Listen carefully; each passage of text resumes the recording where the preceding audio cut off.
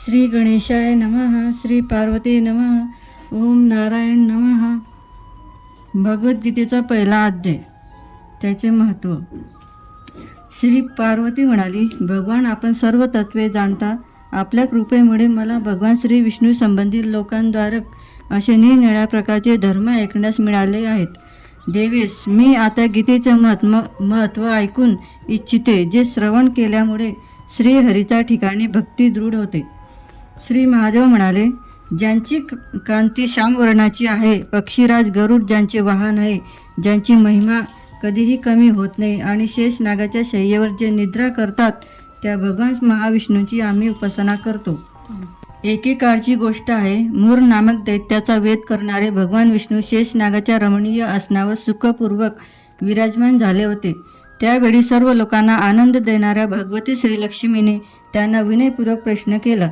श्रीलक्ष्मीने विचारले, आपण सर्व जगाचे पालन करते आहात, तरीही आपल्या ऐश्वर्यासंबंधी उदासीन वृत्ती ठेवून आपल्या या श्री समुद्रामध्ये निद्रा करीत आहात, याचे कारण काय आहे? श्री भगवान म्हणाले, सुमुखे, मी निद्रा करीत नाही, परंतु तत्वाचे अनुसरण करणाऱ्या अंतदृष्टीच्या योगाने आपल्याच ऐश्वर्य तेजाचा साक्षात्कार करीत आहोत. योगी पुरुष आपल्या कुशाग्र बुद्धीच्या योगाने आपल्या अंतःकरणात या तेजाचे दर्शन करतात. तत्वज्ञ मीमांसक लोक या तेजाच्या योगाने वेदाचे सारतत्व निश्चित करतात. हे माही ऐश्वर्य तेज अजर प्रकाश स्वरूप आत्मरूपी रोग व शोकरहित अखंड आनंदकंद आणि दैत्यरहित आहे. या जगाचे जीवन त्यांच्याच अधीन आहे. मी आज तेजाचा अनुभव करीत आहो. देवेश्वरी, या कारणामुळेच मी आपल्या निद्रा करीत असल्यासारखा दिसतो. श्री लक्ष्मी म्हणाली, ऋषिकेश, योगी पुरुष आपले ध्यान करतात. ध्यान करण्यासारखे आपल्याशिवाय दुसरे तत्व आहे. हे ऐकल्यानंतर मला फार कुतूहल वाटत आहे. या चराचर जगाची उत्पत्ती, स्थिती आणि लय आपणच करता. आपण सर्व शक्तिमान आहात. आपली अशी अवस्था असताना सुद्धा आपण त्या परमतत्वांपेक्षा वेगळे आहात, तर त्याचा मला उपदेश करा.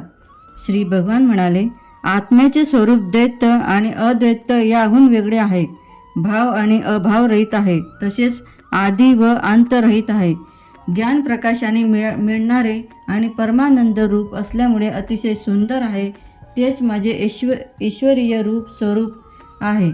आत्म्याचे एकतत्वच सर्वांना जाणून घेण्यास योग्य आहे. गीताशास्त्रात हेच सांगितले आहे.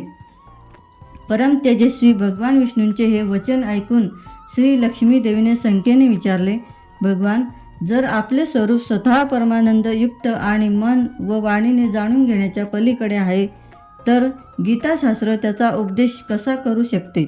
माझ्या या शंकेचे आपण निरसन करावे. श्री भगवान म्हणाले, सुंदरी, ऐक, मी गीतेमध्ये आपल्या स्थितीचे वर्णन करतो. गीतेचा पहिला 5 अध्यायांना माझे मुख समजा, नंतरच्या 10 अध्यायांनी माझे बाहू हात समजा. एका अध्यायाला उदर पोट व 2 अध्यायांना माझे दोन्ही चरणकमल समजा. याप्रमाणे 18 अध्यायांची गीतेची ही वाड्यमय रूपी मूर्ती समजावी. जो बुद्धिवान पुरुष दररोज गीतेचा एका अर्ध्या अथवा पाव श्लोकाचा पठण करतो, तो सुशर्मासारखा मुक्तीला पावतो. श्री लक्ष्मीने विचारले, देवा, सुशर्मा कोण होता? त्याचा जन्म कोणत्या जातीमध्ये झाला होता? त्याची मुक्ती कोणत्या कारणामुळे झाली? श्री भगवान म्हणाले, प्रिये, सुशर्मा हा एक फार दुष्ट प्रवृत्तीचा मनुष्य होता. तो पापांचा शिरोमणी होता. त्याचा जन्म वेदाचे ज्ञान नसलेला आणि अत्यंत क्रूर कर्म करणाऱ्या एका ब्राह्मण कुळात झाला होता. तो अतिथींचे आदरार्थ जप, होम, ध्यान यापैकी काहीच करीत नसे. तो वृत्तीने विषय लंपट असल्यामुळे नेहमी विषय सेवनात मग्न राहत असे. नांगर हाकून व झाडांची पाने विकून तो आपला उदरनिर्वाह करीत असे. त्याला दारू पिण्याचे व्यसन होते, तसेच तो मांसाहारही करीत असे. अशा रीतीने त्याचे बरेच आयुष्य गेले.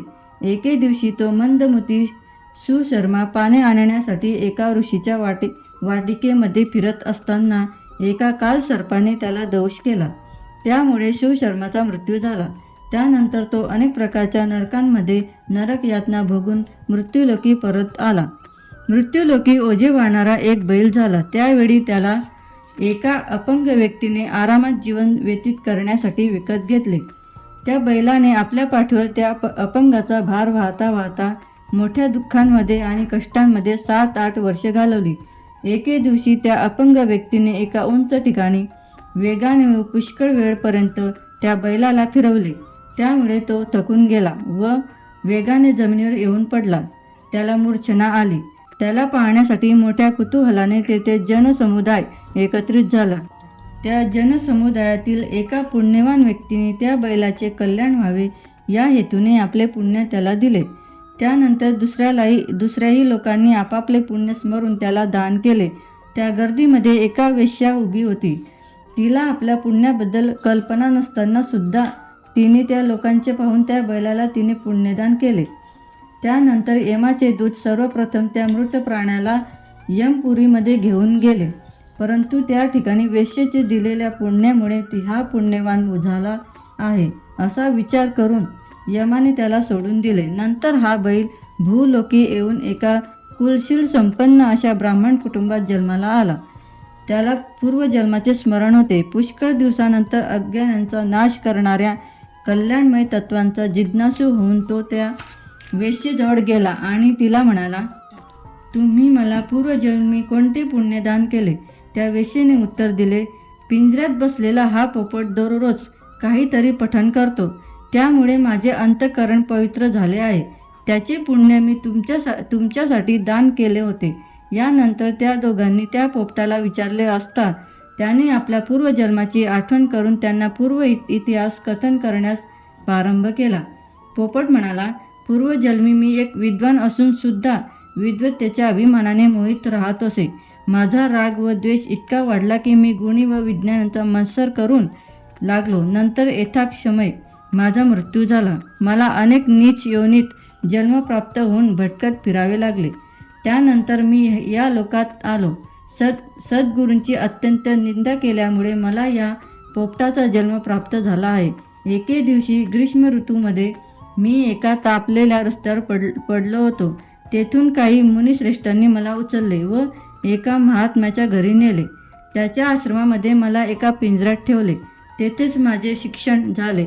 आश्रमातील ऋषींची बालके आदरपूर्वक गीतेचा पहिला अध्यायाचे पठण करीत होते.